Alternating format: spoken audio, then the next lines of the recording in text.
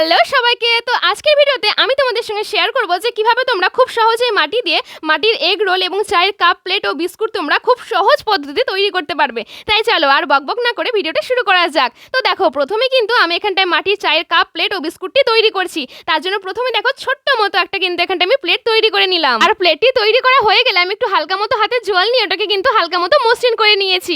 এরপরে আমি একটা কাপ তৈরি করছি। আর কাপটি তৈরি করার জন্য আমি একটু মাটি নিয়ে নিয়েছি। তারপরে মাটিটাকে একটা কাপের শেপ আমি দিয়ে নিয়েছি। তারপর একটা সরু কাদার রিং করে আমি কিন্তু এখানটা কাপের যে হাতলটা সেটাও তৈরি করে নিয়েছি। এবারে আমি তৈরি করছি দুটো ছোট ছোট বিস্কুট। আর বিস্কুট তৈরি করার জন্য ছোট ছোট এখানটা দেখো মাটির এখানটা গুলি তৈরি করে নিয়েছি প্রথমে। তারপরে বিস্কুটের একটা শেপ দিয়ে উপর দিকে কিছু ডিটেলিং আমি করে দিয়েছি। সো তৈরি হয়ে গেল না আমাদের মাটি দিয়ে মাটির চায়ের কাপ, প্লেট ও বিস্কুট। এবার চলো এটাকে রং করে ফেলি। আর রং করার আগে কিন্তু আমি এটাকে একদিনের মতো রেখে দিয়েছিলাম শোকানোর জন্য।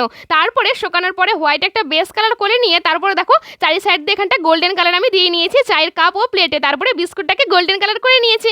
ব্যাস তৈরি হয়ে গেছে আমাদের চায়ের কাপ, প্লেট, বিস্কুটের সেটটি। এই দেখো তৈরি হয়ে গেছে কিন্তু আমাদের মাটি দিয়ে মাটির চায়ের কাপ, প্লেট ও বিস্কুটটি। এবার চলো রোল তৈরি করা যাক। আর রোল তৈরি করার জন্য প্রথমে কিন্তু আমাদের প্রয়োজন প্লেটটি, কারণ প্লেটের উপরেই তো রোলগুলো রাখবো, তাই না? তাই দেখো মাটি দিয়ে কিন্তু ছোট একটা প্লেট আমি এখানটায় তৈরি করে নিয়েছি।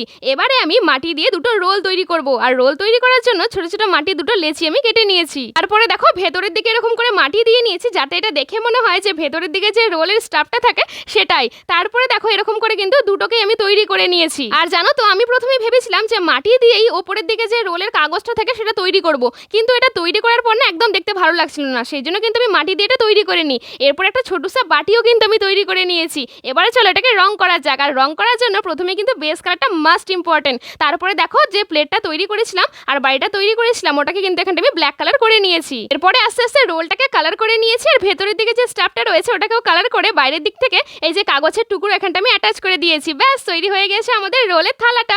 এবার তোমরা আমাকে এটা দেখে জানাও যে তোমাদের আজকের ভিডিওটা কেমন লাগলো। আর যদি ভালো লেগে থাকে তাহলে অবশ্যই লাইক করে দিও।